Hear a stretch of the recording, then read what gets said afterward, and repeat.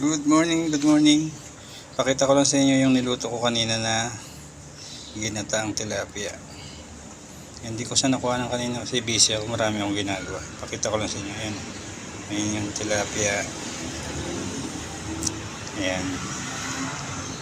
Tingnan nyo, naglalangis na siya. Actually, may nagpaluto nito.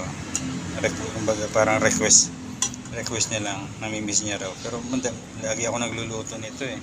Kaya lang nagkataon na pag minsan di ko na i-upload kasi lagi na lang gata. Kaya naisip ko sayang naman yung effort pag hindi ko siya in-upload. Kaya yan, in-upload ko. Luto na to. Duty ko kasi kaya nagmamadali ako kanina. Ayan yun. Ayan yung tilapia. Na meron yung pechay, eggplant, saka yung mga pampalasa, mga ingredients na dyan. Kompleto naman yan. Naisip ko lang, sayang naman. Wala akong may content ngayong araw kaya ginawanan ko siya. Ayan. So yun, yan lang muna ngayong araw. Magandang araw sa atin lahat.